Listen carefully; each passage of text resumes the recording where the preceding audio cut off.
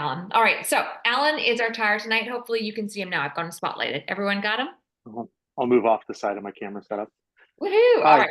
So very exciting. Before we dive into the presentation, which is just such an added bonus to have here before we get rolling, we have the presentation is going to show us a little bit about crayfish biology, movement. We're going to talk about presentation, techniques.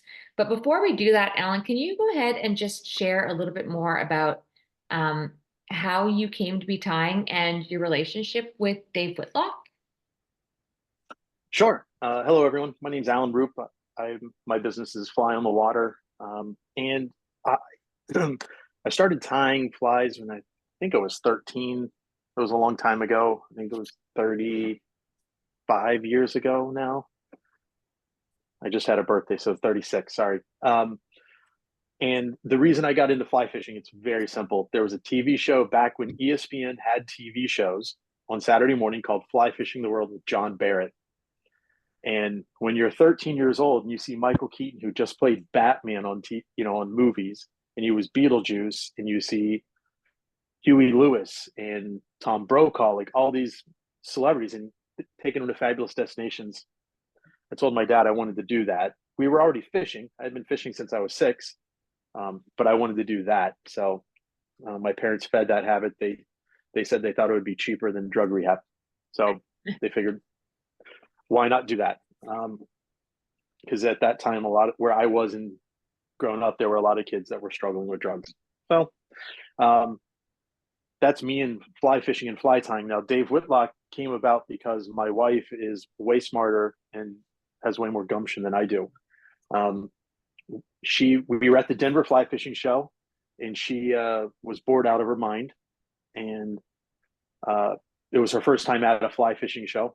And she found this booth that she just liked, and it ended up being Dave and Emily Whitlock's fly fishing business, which mainly was art for the last 10 years of his life. But for my birthday, she signed up for a fly fishing school.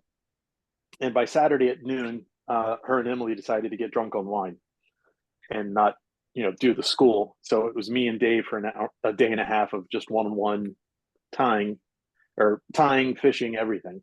And then on the end of the second day, I'm showing Dave some of my flies that I tied, and he's being very generous with, oh, that's a nice fly. Looking back now, they weren't that great. But anyways, my wife turned to Emily and said, is there anything you guys can do to help him? And Emily just turned to Dave and said, Dave, we have to figure out how to help him. And a year and a half later, I got a letter in the mail. And if you ever worked with Dave, you would understand what it is. He's never sent an email. He's never typed anything in his life either. He would do you a handwritten note, and his handwritten note was basically him inviting me to be his legacy tire, how much he wanted me to do it. So that's how I came about that. And then I started going out to Oklahoma during the pandemic, actually right before the pandemic. Every 2 to 3 months, I would go out for a week at a time, kind of, and we'd spend 8 hours a day sitting in his art studio tying flies, learning his techniques, which I'm going to show you some of them tonight. Like his dubbing technique is very strange, but it works really well. So just that kind of stuff. And then, learning about adhesives and all the different ways he would manipulate material with adhesives and different forms of adhesives as well. Yeah, there's lots to cover here, and we plan on having Alan back again. So we'll be going through other patterns and other techniques. It's just really special. Obviously, most of you know we lost Dave Whitlock. When was that? Last year? The Wednesday before Thanksgiving, 2 Thanksgivings ago. Yeah, wow. So it's really cool that we have got you here. So let's go ahead and get started. You can share your screen. I promise I won't pull a rookie 101 move again here. Well, that's all right. Doesn't mean I won't. Okay, you make me feel better. It was awful.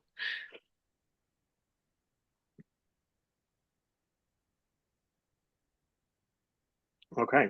Can everyone see that? Looks great. Wonderful. Okay. All right. So, well, hold on. I've got that in the way. So let's go a little bit with who I am. what I'm about. 35 years tying. I was mentored by Dave. I grew up in the same town that Lefty Cray grew up in, and I went to Frederick County Public Schools. He lived in Frederick County. It was about 20 minutes away, so I've spent, you know, I couldn't call him a friend, but I've spent, you know, probably close to 100 hours in his presence, listening to him at seminars, trade shows, and fly shops. And I'm reading a bunch of his books. Gary Borger is another person that I really admire. Same with Chuck Kraft. He is not as well known nationally. He's a Mid-Atlantic guy, but one of the things that we all get from him is he was the first person to take a hook and say, "Can we put a kink in that so that my popper body doesn't spin?" And every bent or kinked hook after that was because Chuck Kraft said, "Can we do that to Mustad 40 years ago," or whatever it was. And I'm a travel limited business. I volunteer with Project Healing Waters. I'm a member of the American Fly Fishing Trade Association, the Chicago Fly Fishers in Chicago. I do casting instruction in Central Park. I live in New York City. And then I do fly tying classes via Zoom in person at trade shows all over the US. I'm in Gulf Shores, Alabama, and not this weekend, but next weekend, May 2, 3, and 4. But let's dive into Dave's NearNuff Crayfish. This is his sandy tan one there. It's kind of similar to the one I have in my vise as well, but its advantages are that it looks very natural in the water. It fishes with the proper action. When you tie it the way Dave ties it, it's very durable and it's incredibly snag resistant, meaning you can throw this in, you know, stumps, lily pads, inside grass beds, on turtle grass flats for permit and bonefish. It's very, very versatile. And you can get it back. So you're not going to be afraid to throw it where the fish live. The reason why crayfish are important, if you don't know this, there are over 400 species of crayfish in the world. There are 380 in North America alone. So part of this is going to be showing you guys about that. But getting back to making sure Dave's flies are tied durably, we've got to use the proper technique, which means making sure that when we apply our materials to the hook, we're using even thread pressure for the 360 degrees that we apply. We don't want it to be an oval or egg-shaped circle, and we don't want it to be off kilter, meaning we need to be perpendicular to the hook as well. I'll show you guys some techniques I use to make sure that people follow that. A lot of that comes down to thread control. And then Dave reinforces his flies with the proper use of adhesives in the right place at the right time. And I'll go over those here. These are the adhesives I have on my fly tying desk. I have all of these, and I might have another one that I forgot to add. But Dave's Flex Mint, I carry in 2 viscosities. I have a water thin and then kind of a normal thickness that comes from right out of the bottle from Rainey's. Dave taught me how to make it so I don't have to buy it. Not that really saves me that much money, but I do use that. I use Goop or Zappa-Goo or E6000. They're all kind of the same. They're an all-purpose vinyl cement or rubber cement. I do use Zap-A-Gap a lot and Zap-A-Gap gel. I don't use very much, but there are places where I do. I use Softex a tremendous amount. It's very similar in application to Dave's Flex Mint. For my light cured acrylic, I prefer Tough Fly, which is the first one that was in the marketplace. For a while, it was difficult to get, but it's available again. And I mainly use the core and the finish. I don't use the flex very often. I used to, and I found that Softex kind of works better, so I use it. The next thing that's really important, solvents. From the moment you spill your first bottle of glue, you'll learn how important solvents are. Acetone helps with cyanoacrylates or super glues, i.e. Zap-A-Gap. You spill it on your clothes, you spill it somewhere, it helps get the stains out or get unglue your fingers together. Xylene helps you thin out. Flex cement and rubber cement, the Zapagoo goop, and then also Softex. It'll help clean that up if you spill it. Lacquer thinner is essentially just what you use to thin out head cement, because if you didn't know this, head cement is nothing more than semi-gloss or gloss lacquer, clear lacquer. And then isopropyl alcohol helps with the tough fly and just cleaning tools and miscellaneous other things. But you can use a lot of these to adjust your viscosity of your adhesives, bonding agents, and finishes. The most important thing to remember with Dave's flies are his mono foundation. Everybody thought he was crazy. So did I. When I first started tying his flies, I was like, I'll do it for his flies, but I'm never going to do this for my own. I can't tell you how many of my flies now have this hard mono foundation added to them. I'll show you guys this, but it's absolutely unbelievable what it does. I have Klausers that my lead eyes, like I started a trade show, let's say it's one of the Chuck Furimsky shows, so Friday morning, I start handing a Klauser to people at the beginning of the show. Sometime on Sunday afternoon, somebody finally gets to break the eyes. When you do this, those eyes can't spin. It's unbelievable, the difference. And you don't have to do the full length of the shank. You can do a quarter of the shank, which is what I do for a Klauser. But I do it for all my woolly buggers now, for all my deceivers. There's so many patterns I use it for. It really is impressive. And the reason why is the way it bonds to the hook shank to begin with, but then when you tie the next part of your fly, once you have this foundation, you've increased the surface area of your hook by over 300%, which means now when you use a bonding agent, whether it's Zap-A-Gap or Flexman or Goop or Softex, you've increased the amount of surface area that can bond to as well now. So your flies just become tremendously more durable. Besides of how it helps you tie flies, which we'll get into on the fly. The next thing, I want to show you guys what crayfish look like. Like I said, there are 380 species in North America alone, or more than 380. So I'm just going to go through a couple of different photos. I want you guys to see look how dark this one is. It's almost black. And then also look at the length of the claws and how long and skinny they are. They all aren't like that.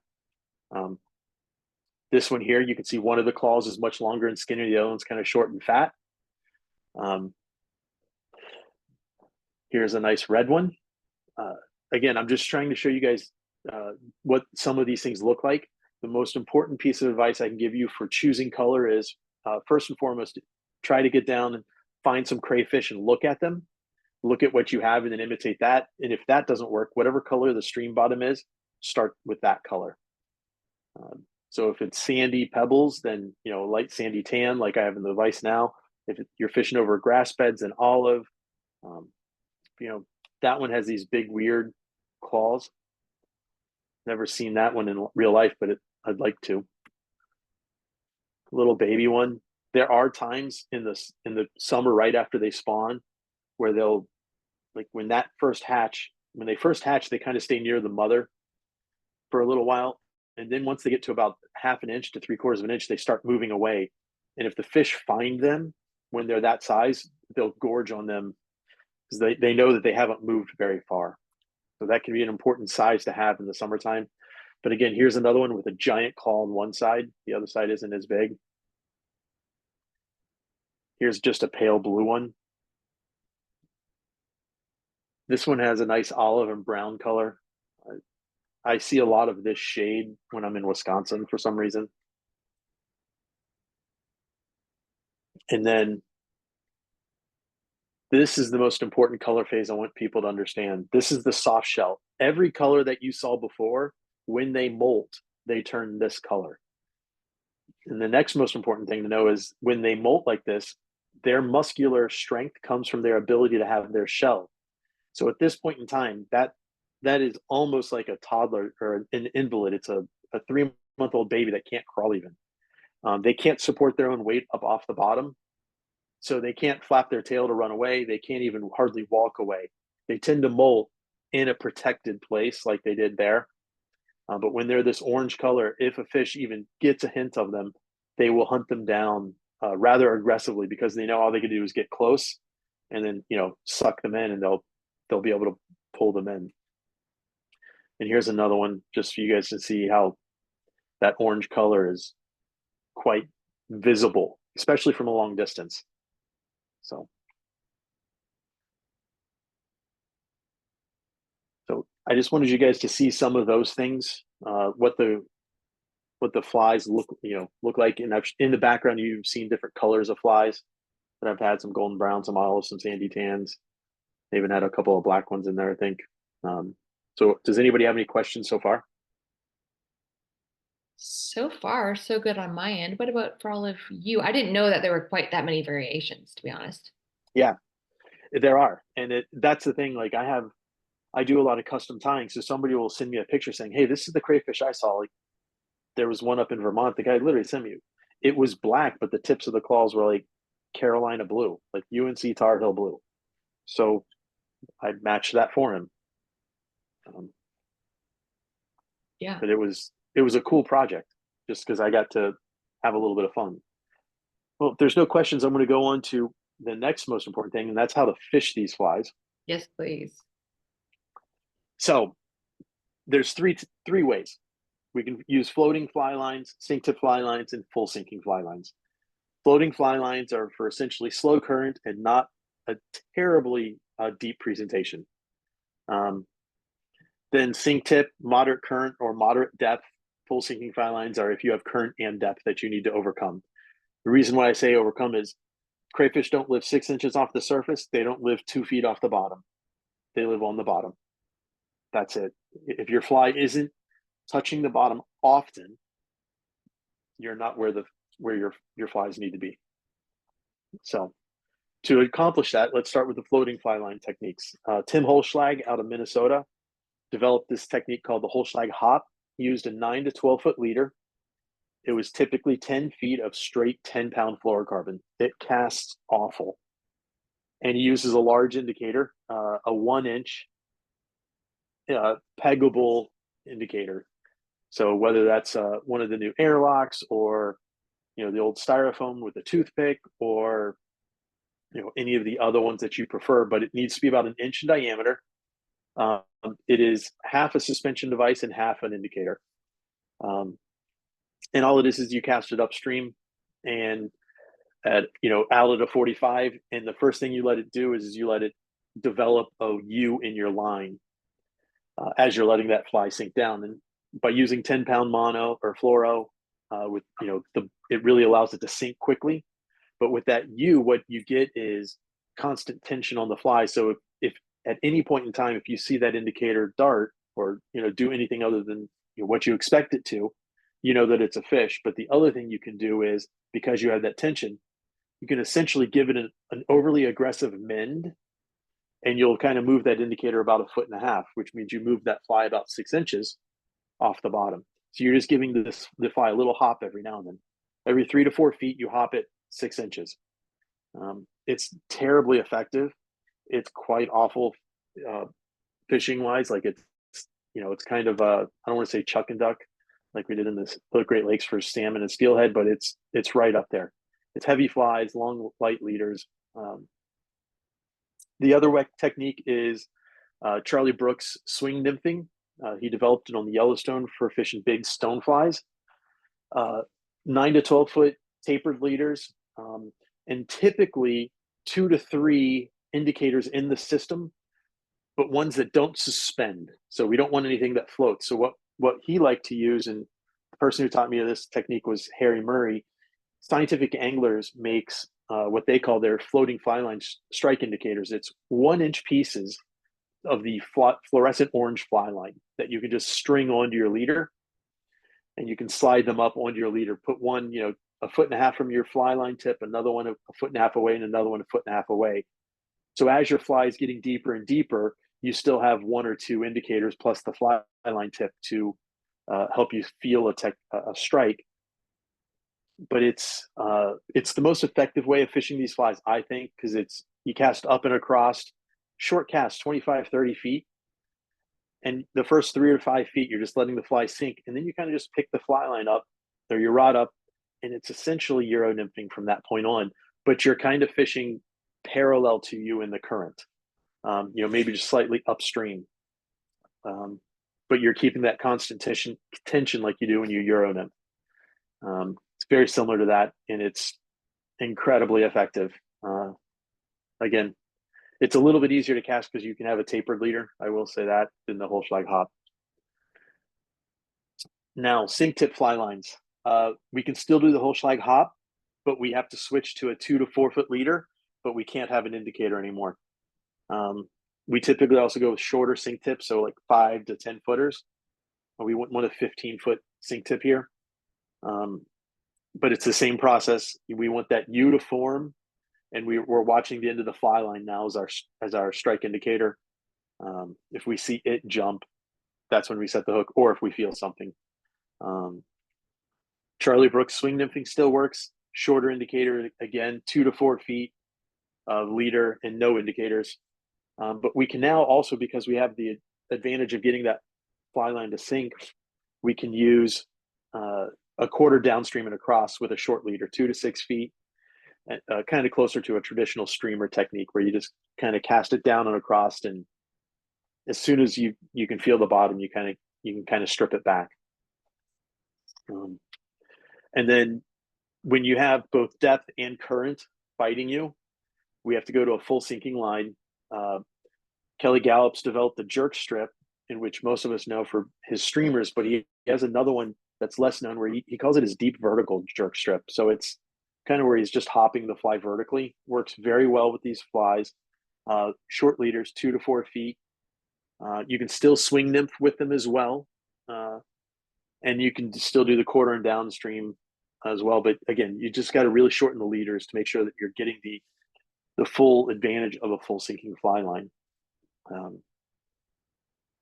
But those are the techniques that I'll use to get these flies down. So I think April sent around these recipes, but I'm going to kind of go through them quickly. If anybody needs them, let me know. I'm happy to send them around if there's a specific color that anybody wants. But Dave does a sandy tan, he does a golden brown, he does a soft shell, and he does a dirty olive. And it's, there's a lot of variables with the flies, which we'll go over when we start tying here. And I think that's the last of them. So that's the end of that presentation. Beauty. Okay, any questions before we go deep into materials? I did have a quick question about the leader and your setup for fishing this in still water.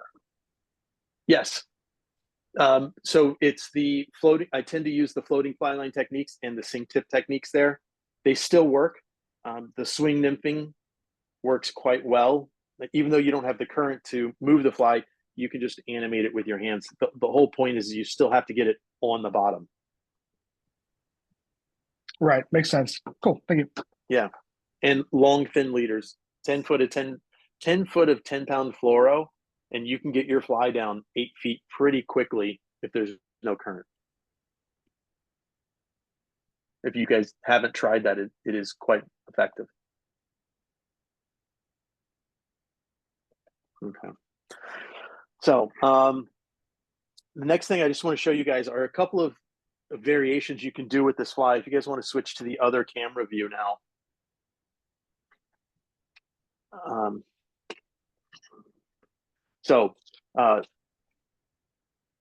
A lot of people don't know this, but this is a fabulous saltwater pattern as well. So in Dick Brown's book, Bonefish, you'll see in it that there is a mentioned pattern called the NearNuff shrimp. And all it is, it's this thing. This is the NearNuff crayfish here in my hand. Here's an olive one, a sandy tan one. But there's no reason why I can't take it and tie it to look like a baby lobster. I'm gonna get it in focus. I just have to change the hook out to a saltwater hook, change the coloration. But it's the NearNuff shrimp. Here's the NearNuff shrimp tied in 2 different colors of olive, kind of a yellow olive and a green olive. Again, change the hook out. And for the shrimp, you technically like the shorter, stubbier claw. But here's the, a couple different size variations of the crayfish. Here's here's olive. And then I have 3 sizes of sandy tan as well.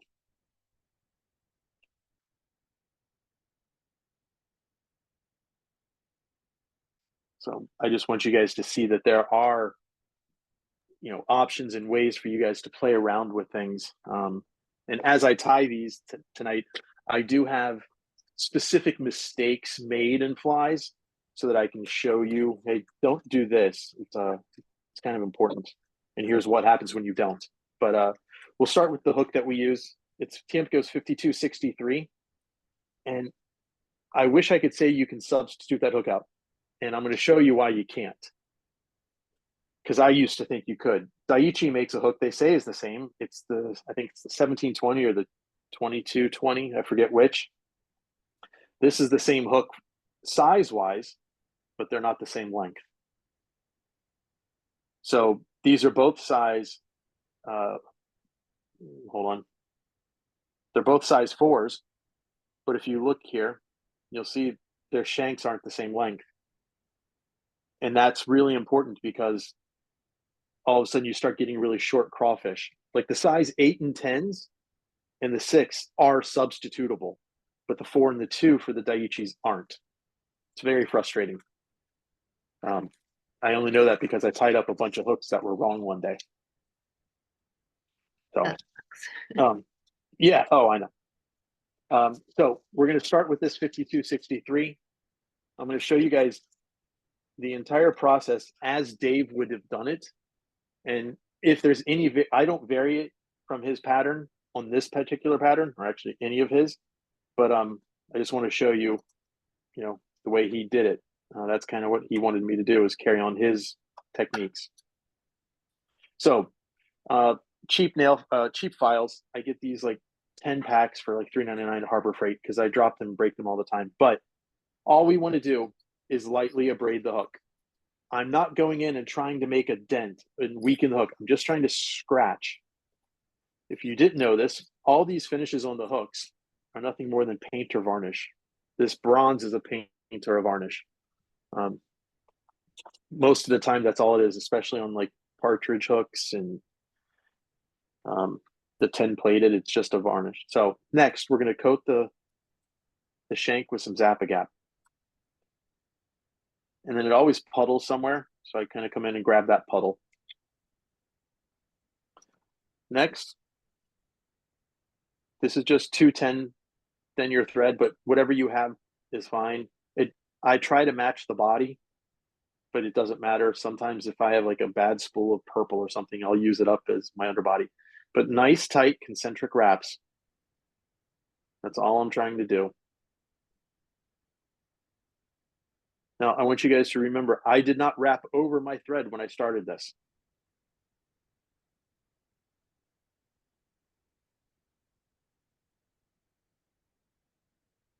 Yet I'm going to come back here. Ooh, and it's already bonded. scared me. Yep, it's already bonded. Okay. When you've done it right, you don't have to worry about that. Mason hard mono is what we use. I've tried using other stuff. Technically, it worked. It was much more difficult to work with. The stiffness that this product has is just better. I've tried Andy, Berkeley, Big Game, Chameleon, Maxima, you name it. I've tried them all. This stuff truly is just easier to work with.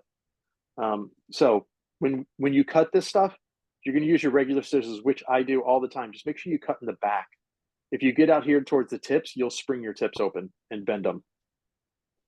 So, but if you use the back, you won't. And I say that this is my my third pair of Reno meds. My first pair lasted me 15 months. My second pair lasted me 9 months. And this pair is like week 3. And I'm quite adamant that Reno meds, by the way, I don't get paid by any of my vendors. I've owned every brand of scissors you can think of: Anvil, Dr. Slick, Orvis, the German ice scissors that Chris Helm used to have, Copters. Nothing's ever touched these. And I could get 4 months out of any previous pair. It was 4 months and I was happy. There would be scissors that I could get 2 months. So we want to start one hook eye space behind the hook eye. You can see that. And we want it parallel to the hook. So just 4 or 5 turns. And I kind of come back here and do a rough cut past the bend of the hook. And we match this side up.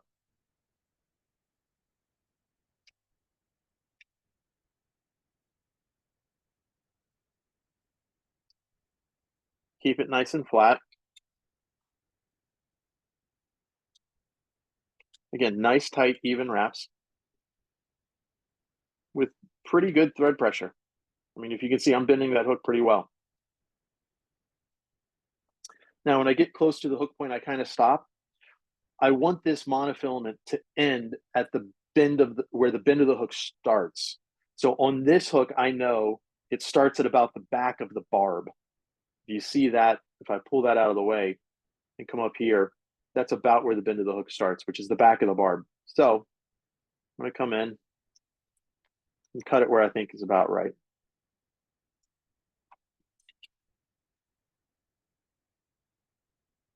And continue this.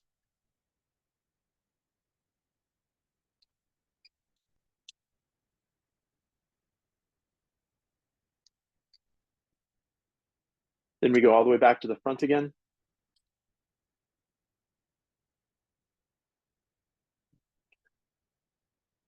And I know, like I said, when I first started doing this technique, I thought this seemed like a wasted step. Like there's an awful lot of work here.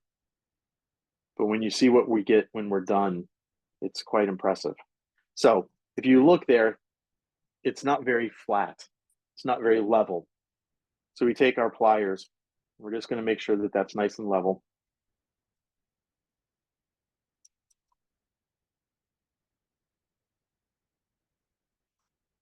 All right, now that we've got it level, put that thread about there. We're going to come and saturate this whole thing with Zap-A-Gap. And I mean saturate it, because it's going to soak in pretty quickly. It's got to fill in all that little space between the monofilament and the hook shank. And it will fill in that space.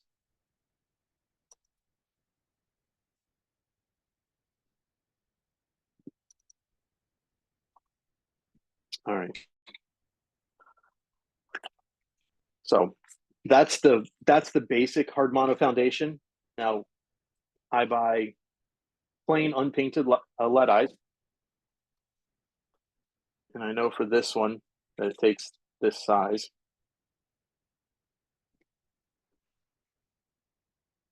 But if we just apply this now, they'll want to spin. So what Dave figured out is if we come in, put them in our pliers and just give them a little tiny squeeze.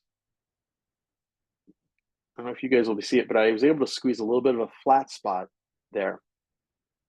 If I take that flat spot and tie it right where I want it. So I've done 3 turns in my 3 helicopter turns. Then I have to kind of turn my head and make sure I've got it perpendicular, because I never do.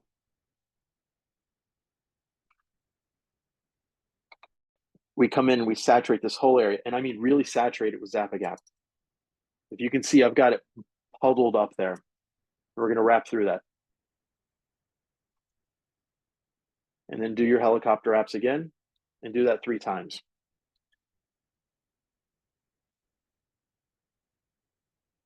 And then I just do a quick half hitch to finish that part off. Now, if it's dry, which it is, come in and saturate that area again with Zap and redo the body if it's a little dry. And then we let that sit and dry. Okay. Obviously, I don't expect you guys to watch and wait for that. So I have hooks prepped here. Forgot where I put them. So the next thing we do is we're going to paint that eye. So for the olive, we use, Dave always liked Liquitex soft body acrylic. We get it from Dick Blick Art Supply. They're anywhere from like $7 to $15, depending upon the color. I've had this one for 3.5 years. No, 4.5 years, and I've tied probably close to 1,000 crayfish, and I'll show you.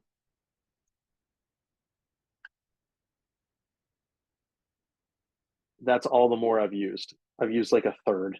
This stuff lasts forever, so don't worry about it going bad or anything. It really lasts a long, long, long time. So that's the NearNuff Cray that's the orange. But the raw umber is what we use for the main base coat. And then we do a hot spot. For this one, I did orange. I've done fluorescent red as well, which I have here. That's pink, hold on. Yeah. So we'll sometimes do fluorescent red as well. And then every now and then somebody will ask me to do fluorescent yellow as their hotspot. That's less common, but still not uncommon. Around Virginia, they seem to like that fluorescent yellow. I don't know why. It's not only crayfish. I think they just like that color. So this is a body that I've already pre-done, pre-painted the eye, did the hotspot, and then to protect the paint, Dave liked Sally Hansen's Hard as Nails. I will admit that's not the most durable finish. If you really want durability there, either use 30-minute epoxy or one of the light cured acrylics like Tough Fly or something like that. They are much more durable, but he wasn't into the acrylic thing. He wasn't into the light cured stuff. I think he had kind of stopped tying by the time those things really, or not stopped tying, but stopped learning as much. So after that, the next thing, we kind of switched to a fluorescent thread. It matches the hotspot. So for this one, I'm doing fluorescent orange. Just 140 denier. Either Danville or Wapsie is fine. I've put the Semperfli stuff. I have it up on my fly tying spool rack. It's a little thin in diameter, and they don't have the right color orange, in my opinion, yet. They have a much better fluorescent red. But yeah, I'm just not in love with their product yet. So the one variation I'll tell you is Dave, being who he was, this hard mono foundation, he would take his eyeballs that he made his own eyeballs. I buy mine. I don't have time to paint eyes. He would burn the monofilament, paint them, and clear coat them. And he would tie them in as the hard mono foundation. That's I can't get the right diameter, but he would build his own for each fly, so he could do that. But the next thing to know is the size of the eyeball. My favorite was, I think they've been discontinued. Renzetti had a shrimp and crab eye, and their large was perfect for any size 6 and larger. And we're doing a size 4 here for this demonstrations. So this is their small, which I like on size 8s and 10s. I had to find another option because I finally ran out of the Renzetti ones. These are close. They're a little bit too big.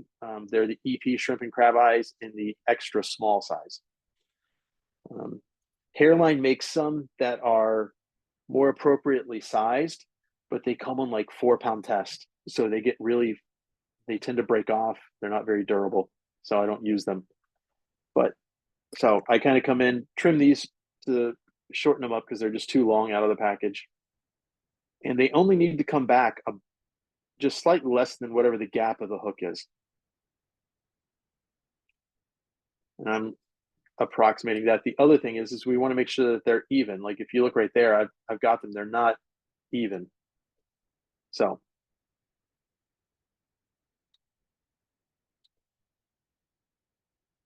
I'm just pushing that one side that's a little long in. There. This is why it's important to come all the way back to where the bend starts. So if you think here, this one I purposely only did to the hook point to show you. At this point, I would have my mono coming down and it would be stuck to the top of the hook. And now all of a sudden I'm losing this flat platform. But we just want to bend them slightly apart. We don't want them at a 45. We kind of want them right about there, just, they're not right tight on the nose, but I could take my pliers and pull those right out. So if we hit that with a little bit of Zap-A-Gap, give it a second or two, and I keep lots of pieces of paper towels around. That's a fresh bottle of Zap, so I know it's a little on the wicking side. So then I just wrap over that whole area again with thread just to kind of get rid of the tackiness. It'll grab materials as I continue the rest of the fly. Next, we have to add the antennae. The antennae are rubber legs, silicone legs, and crystal flash. It's a combination of all three. At size 8 and smaller, we use, so we can use, these are silicone legs, but at size 8 and smaller, we go with the nymph size. So it's silly nymph legs. Size 8 and bigger, we go with the normal size. And yes, size 8 can be either. It's your choice. Size 10 is definitely the nymph legs. And the rule is you have to have 2 of one and 1 of the other. So like on the pattern that I'm tying tonight, we're having black rubber, silicone that's orange and barred, and then silicone. I could easily have done 2 rubber and 1 silicone. It's kind of your choice. You get to have a little bit of personal flair here. The other things to remember are you need one that's kind of like a contrasting color. So that for me is the black on this dirty olive. There is some black in the fly. On the sandy tans, my contrasting color is a different one. We need one that complements the body. So here's a pumpkin with orange and green flake that's barred. And then we need one that's the hot spot that matches the hot spot, right? And then the crystal flash is essentially one that matches the body as well. So here I have them prepped already. It's orange barred silicone, olive pearl crystal flash, and then the black rubber, medium round rubber. So the way Dave liked to do these so that they would never come out, so we wrap them underneath the hook, hold them tight, and then wrap them down. Now, if I really come in here, put a lot of pressure, you guys see how that flares them? And you can't control that flare, so we don't want that. So what we do is we lay them on top of the hook, and with really light thread pressure, we kind of spiral back. Very light thread pressure. When you get back here to the end, just do 3 or 4 turns to kind of not lock them in, but make it sure. And if I've done that right, you'll see there's no flare. They lay right in line with the hook. Next, they're always in the way, so these hair clips work great at holding them where you want them. However, we don't want this hook to be able to rot from the inside, so we just take a little Dave's Flex Cement and treat this area that we just tied in. And it'll penetrate down in. It won't dissolve the silicone. It actually won't even hardly bond to the silicone because nothing really does. But we just want to treat that area so that it can't get waterlogged and rot on us from the inside. Next, we're going to do what's called the rostrum or the nose. And we just use rabbit fur for that. So I want to have a hot spot color. So I've got the fluorescent orange that matches my thread, my hot spot, my antennae. But we needed, there's a lot of different, different length fiber. That stuff's that long. I save this for my big ones because this stuff's like 1.5 inches long. So, but zonker strips work as well because for the top, I'm going to use olive zonker. But this is kind of the under nose. We don't want a lot. We just want a little tiny hot spot. Anything we can do to bring that fish that's 5 or 6 feet over to look at our fly, we want to do. That's why we add the hot spot. That's why we put the orange tips on our claws and things like that. Also, if you look here, there's a few errant long ones. I'll come in and get rid of those so it's a little bit more even. And the next thing is I want it to where I'm just starting to hide the eyes a little bit with that. So, and I want to kind of keep that right at what would be 6 o'clock. Right now it's 12 o'clock, but when I invert the hook, I want it right there. And notice if I put a lot of thread pressure here again, that stuff will flare out. So I can't do that. To make sure that that's not going to move, or pull out when we're done. We're just going to saturate it with a little bit of Dave's Flexamin again. When that dries, it'll have bonded it all in. And this is all how Dave did it. Like if I go to this fly, like 5 minutes after I'm done, I can pull a lot of these parts out. But if I let it dry overnight, you can take pliers to it and you rip the material before it falls out. For the top of the nose, we kind of want twice as much hair as the underside. And again, this is just rabbit zonker strip.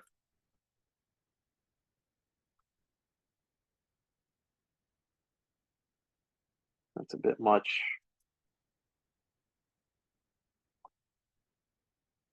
But same thing, if there's some few long ones I want to get rid of, then I will.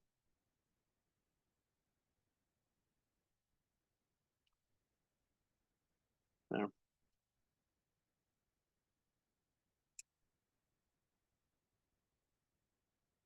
Same rule. I can't put a lot of thread pressure here, folks. If I do, I'll flare that rubber underneath. And when you do that, all of a sudden your rubber, instead of coming straight out of the nose of the fly, it comes out at like 45s. It looks very strange, and it doesn't fall well in the water. All right. So there, we've got that. But again, we want to make sure that it doesn't come out. So we just hit it with a little bit of Dave's Flexamin. And I kind of coat that whole area again, make sure it's nice and saturated. And next, we have to put a little dubbing ball here. So Dave gave me taught me his recipes for the crayfish.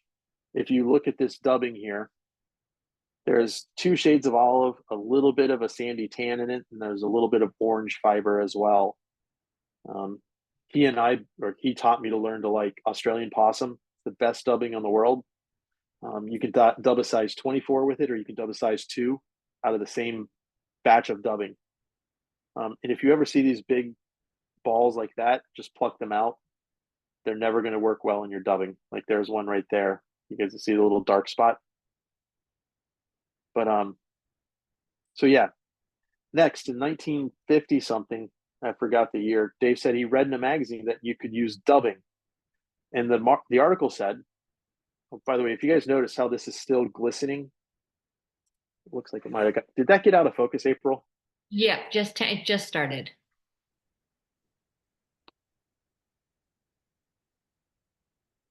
There we go. You got it. Notice how this is still glistening wet. I want that.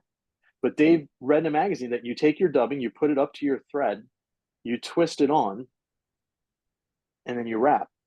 And this is how Dave dubbed. Oh. Yeah, I know. It's very strange. What you can't see is every time when I get down to 12 here or the bottom, I'm either pulling my dubbing rope. I'll do it sideways here. I'm either pulling my dubbing rope to make it thinner, or I'm spinning it a little bit more to make it tighter, or I might be, I'm manipulating it every time when I get to the bottom. But it gives me 2 things. When I'm done, I pull off what I don't need, finish spinning that around.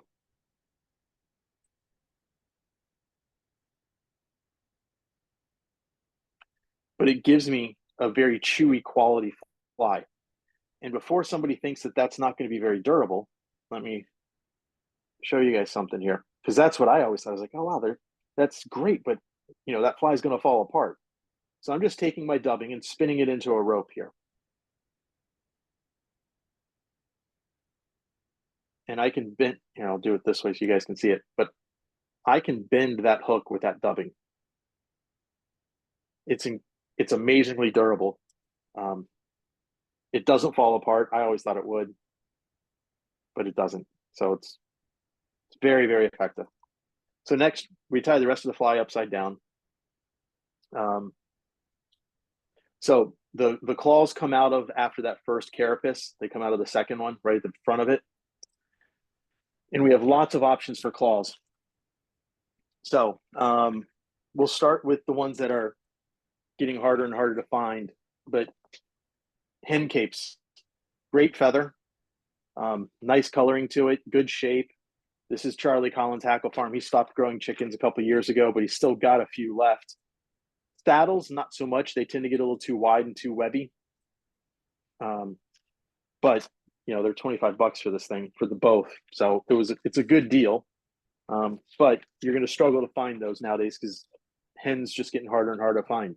But Whiting Farms, the American Rooster Cape, this is their, what do they call it? It's a unique barred ginger variant.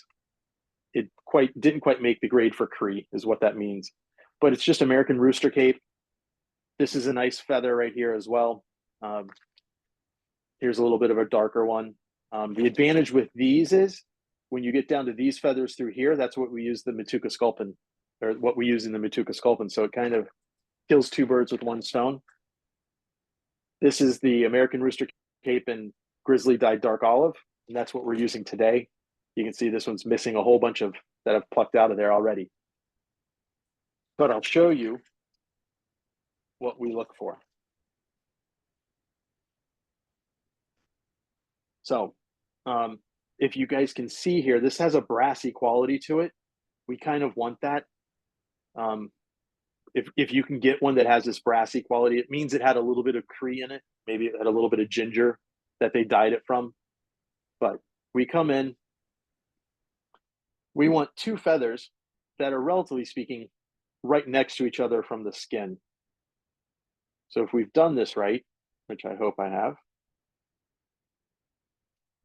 these two feathers right here off the skin are almost identical. That's what we want. So we pluck them, even up those tips,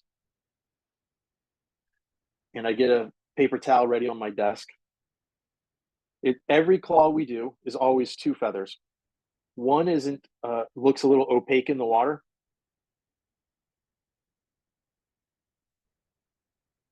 All right, and two is just right, and three is overkill because I tried that once just to play around. All we do is we take right here, we put a drop of Zap-A-Gap on the top and the bottom, give it a second or two, and we just pull it through with paper towel. And that quickly, we've bonded them together. So that now our tips are together. Then we come back, we'll paint that tip orange with the Liquitex fluorescent orange or whatever hotspot color it needs to be. To protect that paint, Sally Hansen's hard as nails again. And I'll tell you that stuff works great on the claw. I will say that. And then when we're done, if we've done it right, you know, try to grab rights and lefts as you can off your necks. Sometimes that works, sometimes it doesn't. But when we've done that right,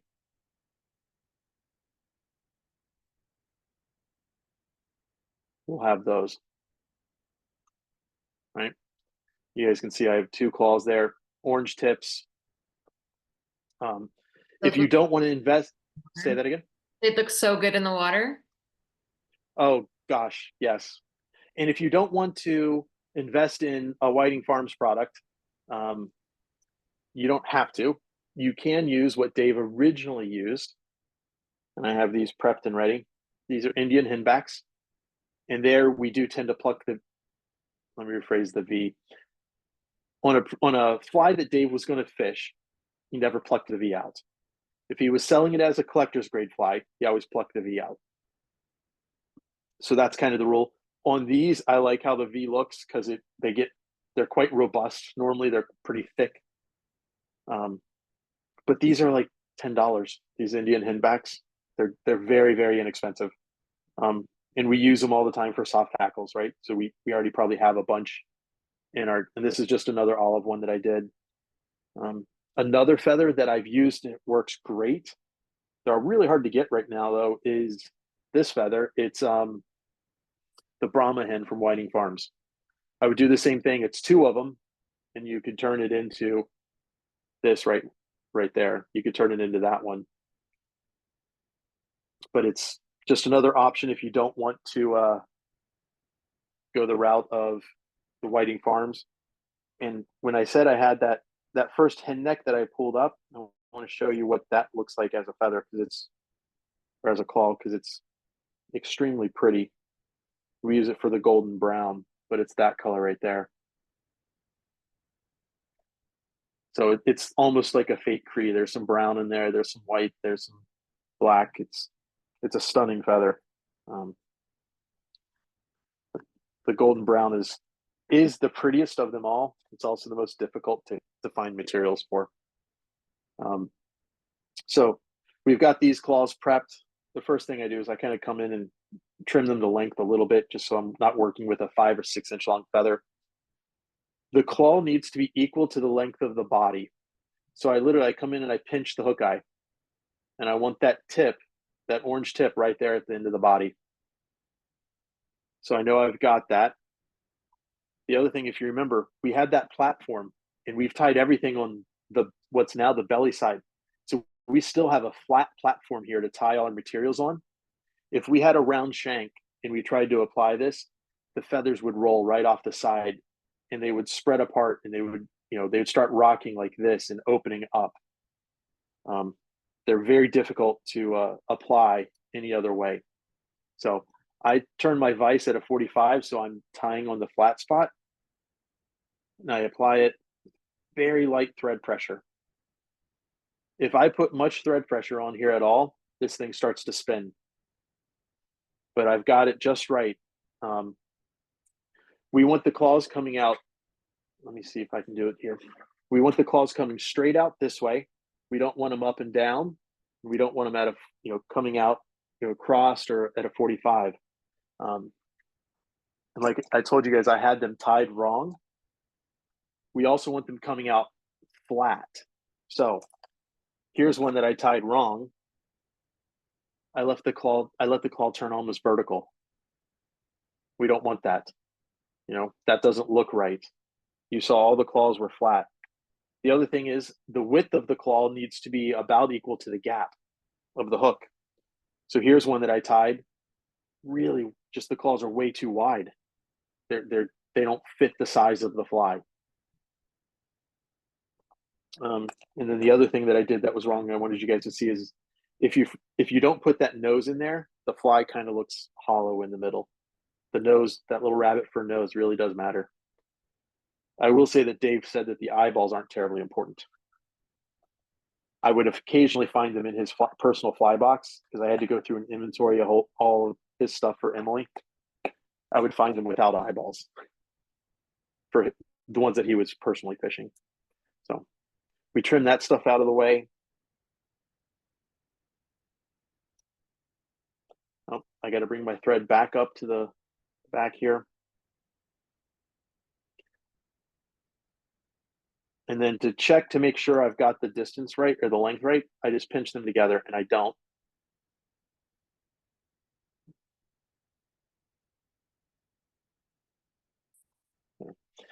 Now, sometimes when I move it like that, it loses its flatness. And sometimes I can't readjust that one. I've got to redo it.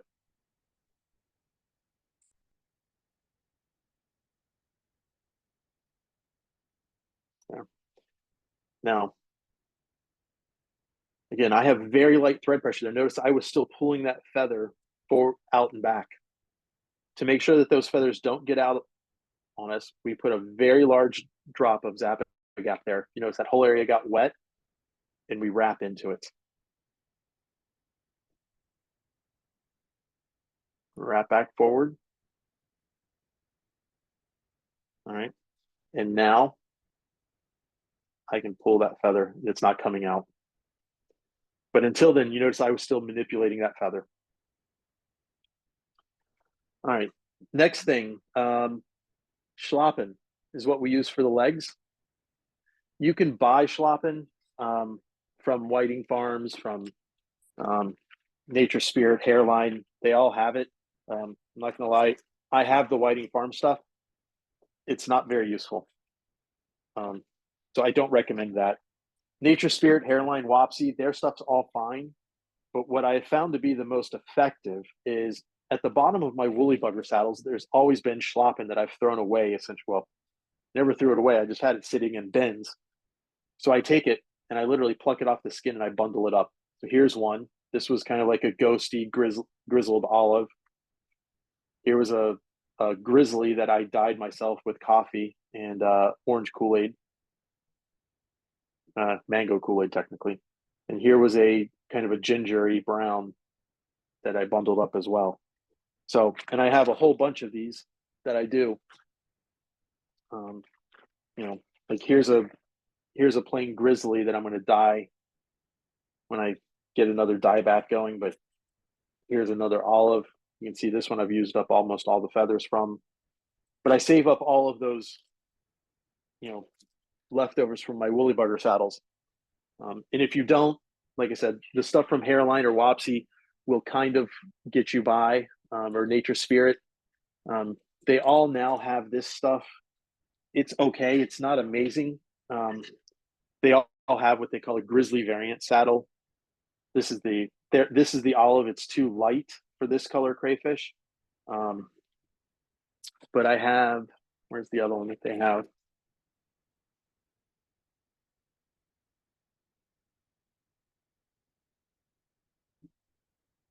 There it is. Now, and this is where I start getting into and it doesn't matter whether it's Nature Spirit, Hairline, or Wapsi. These are both the exact same product, and you can see the difference in the dye batch, right? This is almost chartreuse green. This is very dark. So it really does pay to go into the fly shops and get your materials. Unfortunately, I cannot do that. I buy wholesale, but here's a grizzly schlop and feather that I have. We don't want this soft marabou stuff, so I kind of come in and just do a rough cut and try to get rid of that soft marabou stuff by coming up and leaving that little arrow to tie in. Now, we want the hackle pointing this way. We want to use that cup like this. Most people tie their hackle stems in parallel to the hook shank, turn it 90 degrees, and wonder why their hackle stem breaks. So instead, come in so that you're coming in perpendicular to the hook shank and do an X wrap over the top. So I've done an X. I'll do another one. So now I've got 4 turns holding that down. I kind of come in and clip that stem. Hit that area with a little bit of Zap-A-Gap, and I do 4 more turns. So 1, 2, 3, 4. And at this point, I can't pull that feather out. Again, that Zap-A-Gap is, it works that quickly, and it bonds really, really, really well. Here's another one of those dubbing balls I was telling you guys about. You see that one right there? Always go in and just throw them out. We don't need them. And notice I left a little bit of a gap there. So the next carapace behind these claws is the thickest and most robust part of the crayfish, because that's where the muscle that moves those claws is. Yeah. But same technique. We come up, we dub that. And yes, this feather is in the way. It's a pain in the butt. So right now, what you guys see me doing is I'm twisting that rope and I'm pulling it down. So I'm controlling the size of that rope.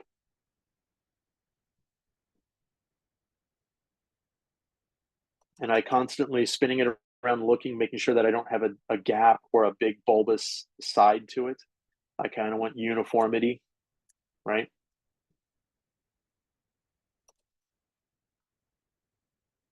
So yeah, I don't know if I've got a dent right there. You guys see that? I've got to fix that.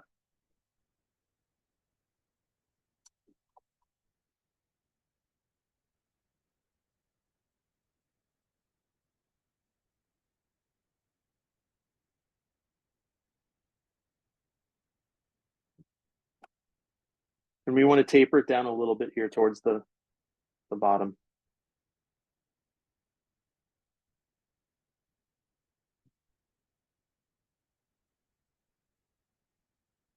So next, the hackle, we want to make sure we preen it back a little bit to start with, so that it's going backwards, and we do 1 full turn. And the reason, if we leave this like this, the hackle stem will be kind of proud of that dubbing. But if you watch what I do here in a second, by giving that little bit of tug, I've now pulled it in tight to the body, to that foundation. and the dubbing will protect that hackle stem. I always thought this would be the first thing that breaks, and it doesn't. I'll do the same thing here. I do one more turn and then pull it down tight to the body. Then I do a half a turn. So we do 2.5 turns is all we need. 3 or so turns to kind of hold that. And then I pull all of this back and I wrap backwards. I really want to make sure I've got that whole area tied down. And we come in with flex cement. We saturate that area, give it a second to soak down and around, and then check if I need just a tiny drop on this side. We want that whole area saturated with Zap-A-Gap. Next, we don't need any legs on the belly side here. We kind of come in.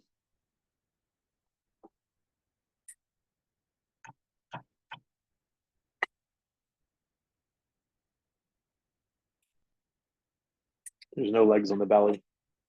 All right. Next, we're just going to take some dubbing and clean up around those lead eyes a little bit, kind of figure eight around them on,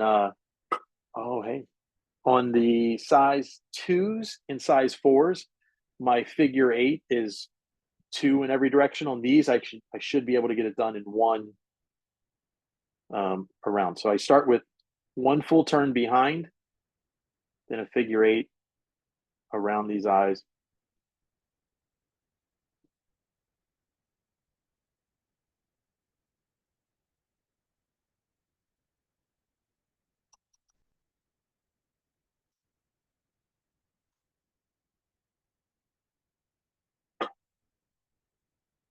Just a touch more in one spot. We're just trying to hide those eyes. The next thing is, if you look, I want 1 single layer of thread in front of that. Just 1 layer of thread. So Dave was trying to tie a bunch of midges one day for a fishing trip and couldn't stay, got tired of trying to whip fish size, whatever they were, 20s or 24s, whatever. And he said, I wonder if I could use Zap-A-Gap instead. And he figured out the Zap-A-Gap head finish, and it's absolutely killer. It really, truly is. So, and I'm going to show you guys it. But the other thing is I could do the Zap-A-Gap head finish right now. Just all you do is butter your thread for about 2 inches and wrap your thread, give it about 5 seconds, cut it, and it's done. But I'm also going to show you how Dave could add a weed guard to any fly, but not until the fly is finished. And it's a game changer. So this size, you have to learn the weed guard system a little bit with these flies. This fly, when it gets wet, is going to become mostly neutrally buoyant, except for the lead eyes and the hook itself. All the rabbit fur, the hackle, all that doesn't add any sinking weight to it. So I'm looking at this going, the 20 pounds is going to be too much. So I'm going to use 2 16-pound, 2 pieces of 16-pound Mason hard mono. So to prep the mono, I'll do this so you guys can see it. It needs to come out of our pliers straight. We don't want it coming out like that, right? It needs to come straight out.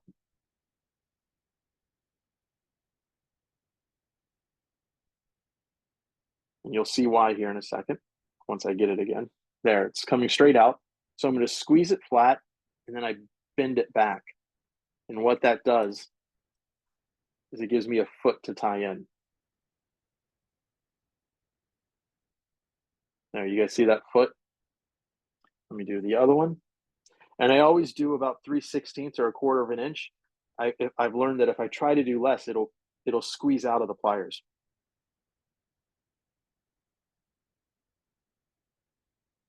So there's my foot again.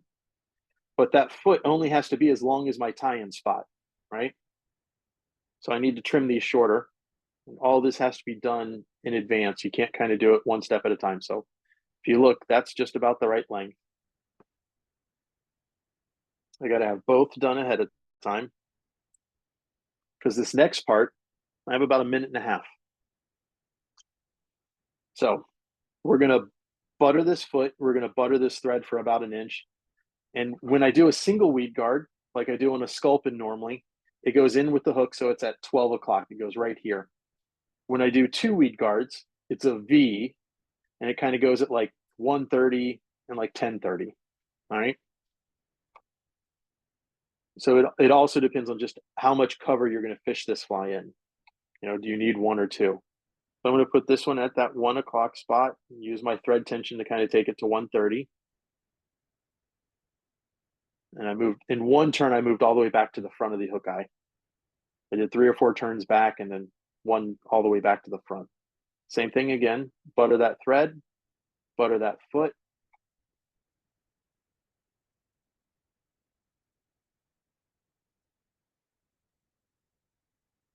Give it a little bit of a tug just to make sure there's no gap. And then same thing.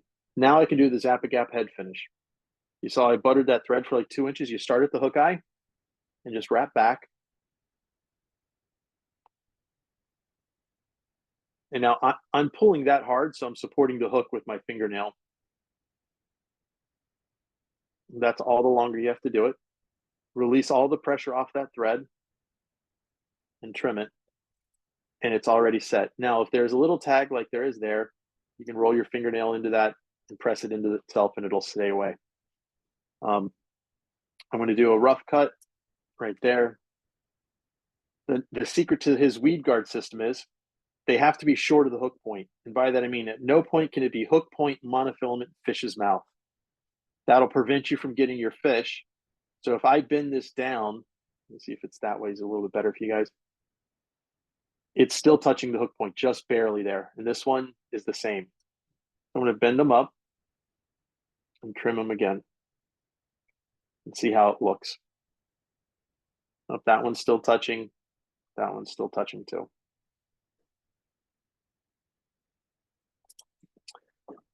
Now, one side of my scissors, even though these are brand new, pushed and one side cut.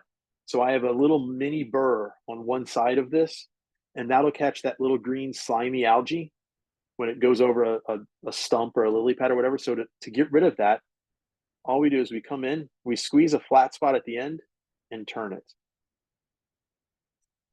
Do it to both of them. So squeeze a flat spot and roll it. And if you look at what that did, it just made a little foot there so that it can slide over things a little bit as well. The next thing is you've kind of got to take this out of the vise and measure the weight in your hand and go, all right, how heavy is this fly? And press this weed guard and try to find your hook point by pressing as heavy as that fly is. Like I can tell you that's too stiff. And the reason why that happens is, as you can see, it comes off at different angles on this spool. So it's never the same. So to make it a little bit weaker, I widen the V. If I needed to make it stiffer, I would tighten that V up. And that's why I said I have about a minute and a half here to do these adjustments before that glue fully sets. And there. Like 8 out of 10 times, I'm getting that hook point now by pressing down at the same amount as the weight of the fly.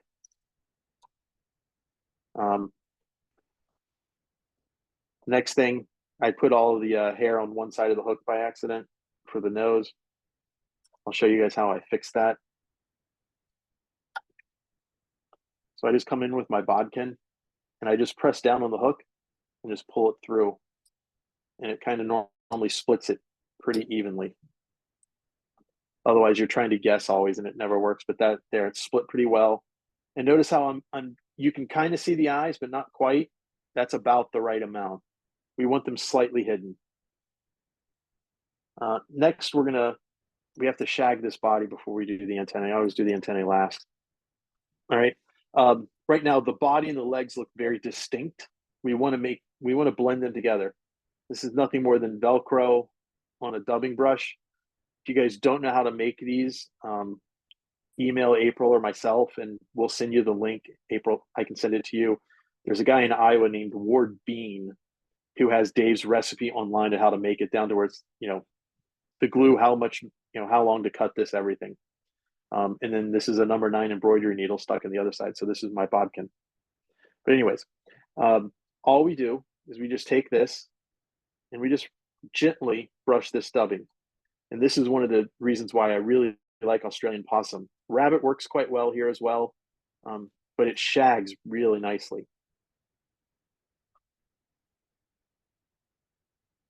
Be careful with the claw. I quite often get it. In fact, I think I broke it that time.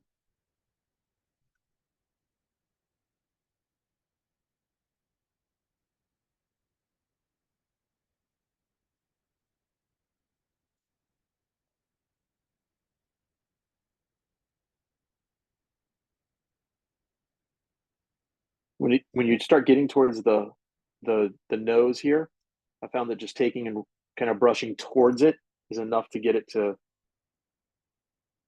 blend into it a little bit. There. And then check if any of the hackle you find is on the belly again. Come in and just trim that stuff out. We don't need it on the belly. All right. So there, now you can see that body is a little bit more shagified and tapered into that crayfish shape. Next, the antennae. The first thing you do is you kind of come in and you rough estimate the longest one you want, which for me is that.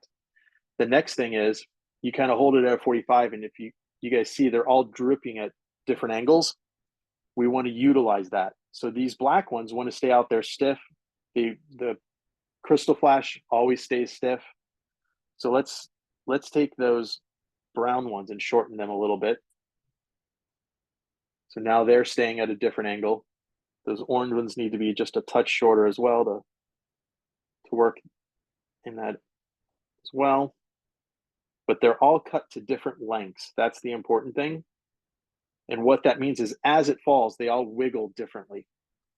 You can see they're all coming off at different angles, but once they get down to the bottom, they kind of come back into a single core piece. Now, if you really want to make your fly look fancy, it doesn't really matter for the fishability, but you can take your feather and treat it like a ribbon, just roll it a little bit.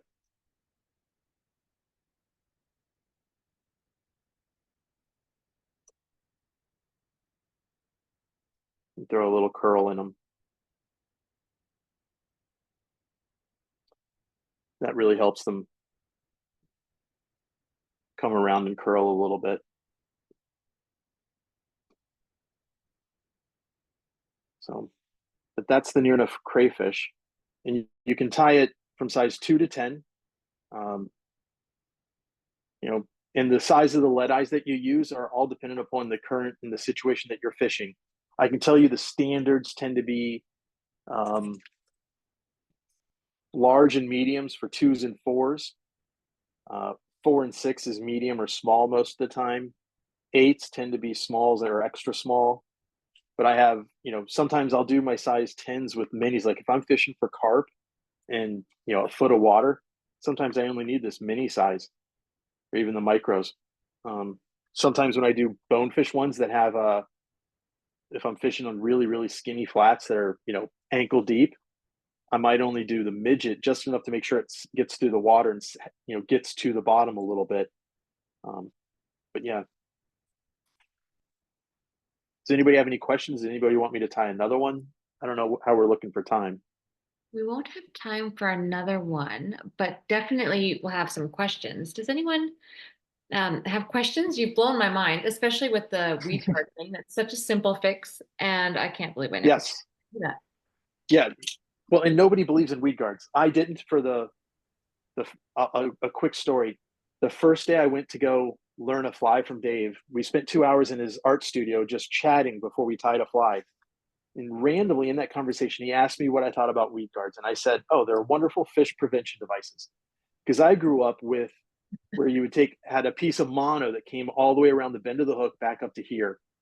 And I grew up fishing for pond-sized bass. I was catching like 10 to 15-inch largemouth, and they couldn't move 25-pound mason hard mono. Like I just missed a ton of fish. So I always cut them off. Well, I evidently upset him, quite literally upset him, because the next day I didn't get to see Dave. Emily met me at the door and said, Alan, you said something about you upset Dave yesterday. Oh no. But we want you to go fish. Yeah. Oh, I thought I ruined the whole, you know, experiment on day one. She said, Dave's going to show you a whole bunch of stuff that's different and everybody else is going to tell you is wrong. You have to keep an open mind to it. And to prove this point, she handed me a box of flies that David tied for me. And she said, we want you to go fish in this creek over here. I'm going to give you a ride. And I went over and fished. And they said, the first thing you have to do is your first 30 casts, you have to throw it 3 feet onto the bank. And I sat in my head and I was like, all right, I'll go get my fly. Fine, if that's what I got to do. I never had to get my fly all day. Not once. There you go. It was unbelievable. So he convinced me to be a believer in weed guards. Good. But it's all about the weight of the fly. Like your weed guards have to deflect the weight of the fly. So like when I'm doing a deer hair diver or something, when that deer hair gets wet, the weed guard has to be much more stiff because I got to pick all that wet deer hair up over that stump, over the lily pad, over whatever that might be that's you're trying to get it around. So there is a learning curve to it, but you got to use Mason hard mono again. I've tried Andy, I tried all these other ones. They don't work the same. So, what questions do people have? Brendan is saying, with the durability, what is the element that will break first, and how beat up can it be and still fish well? The first thing that falls off is the paint on the lead eyes every time. You're down there banging it on rocks, which is why the ones that for the flies that I sell, I follow Dave's recipe on all of Dave's flies. So I use Sally Hansen's Hard as Nails. For the ones I fish, I put light cured acrylic on it, and they're much more durable. I can get 70, 80, 90 bass before that lead eye starts to chip off. What chips off next you'll break off a rubber leg or two. And then every now and then you'll knock the paint off of your claws, and your claws might even become delaminated, meaning they'll be separate, but they still catch fish. And that's what falls apart. I've never had the hackle here break.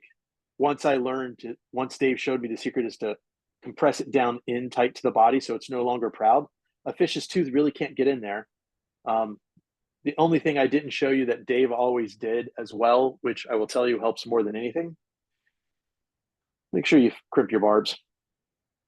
Crimp that barb. Now, when you go to take the fly out of the fish's mouth, you're not going in with your pliers and trying to, bend this fly back out. It comes out quite easily. You'll do more damage to your fly trying to get it out of the fish's mouth than the fish will normally. But yeah, the fly doesn't fall apart. You'll break a few antennae off. Maybe the claws will delaminate, and you'll lose paint. That's it. But the claws don't break. The orange paint will separate, the glue will separate, and but they're tied in such a way that they still hold that same silhouette. So I've repaired mine. I've brought mine back and added orange paint to them before and repainted the lead eyes. Awesome. Here, let me show you guys some of the bigger ones. Oh, that's what I wanted to show you guys too. So here, these flies are tied with the exact same materials, but by changing the color of the hackle, look what happens to the fly. So this one's very light tan in color. This is the same fly, but I used grizzly hackle instead. You can see how it changes the shading of that fly rather dramatically by having grizzle in it, having that black. Yeah. You can see them next to each other, how much darker the one gets. The claws are from the same cape, literally. And like I said, the antennae are where you get to play. You notice this one, I put black in this one. This one doesn't have black. I've got the complementary color of pumpkin with no barring, and then I've kind of got a clear brown. It's actually a sandy brown, whereas this is like a darker brown that's cleared. And that's the clear ones are Chacon's, what is it? Chacon's, what does he call it? I forget what it is, but Drew Chacon's rubber legs. It's silicone legs, but all of his are like this clear color with a barring in it. But you can go, and then one last thing, I'm going to show you guys. These are the ones that Dave tied for me to have as color references back in 21. But you guys can see this is the prettiest color in my opinion. That's his golden brown. You can see it really is a very nice color. Let me get it back in focus. Also, if you notice, he two-toned the hot spot. he put both orange and kind of like this pale yellowy orange in there as well. So there's two. The other thing you can do, which one has it? So this is his soft shell. It's a little bit lighter. I actually use deer hair for his under nose. So you can do that. It helps give it a little bit of loft and brings that side up a little bit, makes it float. Here's his dirty olive versus the one I just tied. Where is it?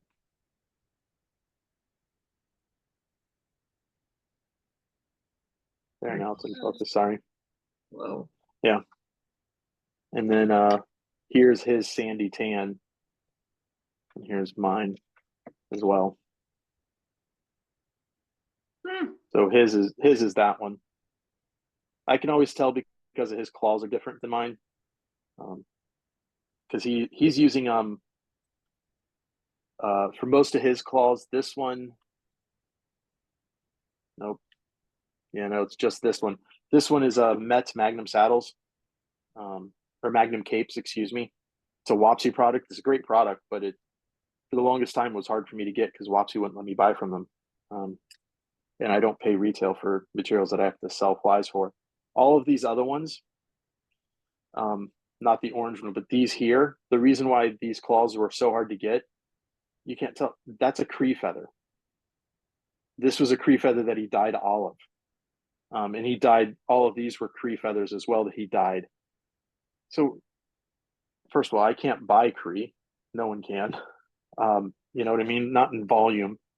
And so I had to find alternatives. And that's why this fly took me 1.5 years to get Dave to approve, because it was the material selection that was so hard. Just really difficult in those colors. The olive was easy. I had the olive in 3 months. Same with the tan. The tan was pretty quick, but the orange took forever because finding a really light feather.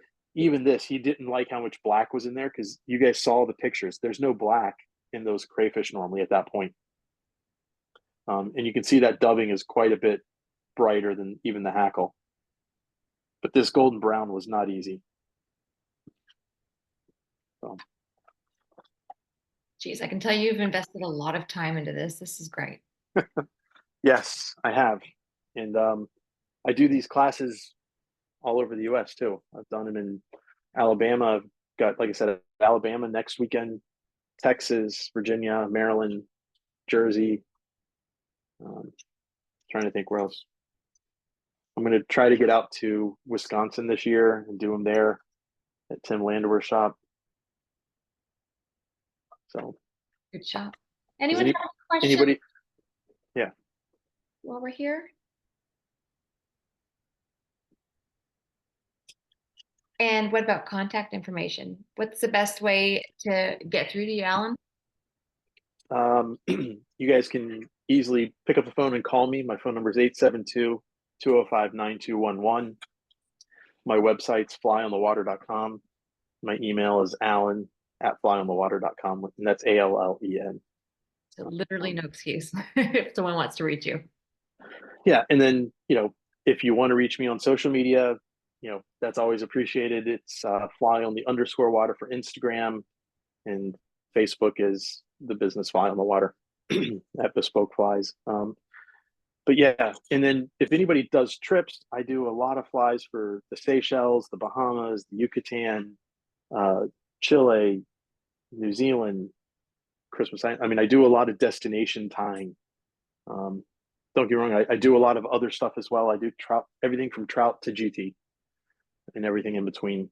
So, but I'm not really here trying to sell that. I'm trying to teach people how to, these are other people that tie, obviously. So they're probably not looking to get flies from me. You'd be surprised. All right. Well, listen, it was great to see you again. Really, really great to chat with you again. And great to see all of you. And Alan, we're going to do this again. I'll shoot you a follow-up email. And everyone else, I'll see you next month for Eric Paulson's Shutterbug. All right. Thanks, folks. See you soon. Bye. Thanks, Alan. Thanks, April. Excellent. Thank you very much. Bye-bye. Thank you.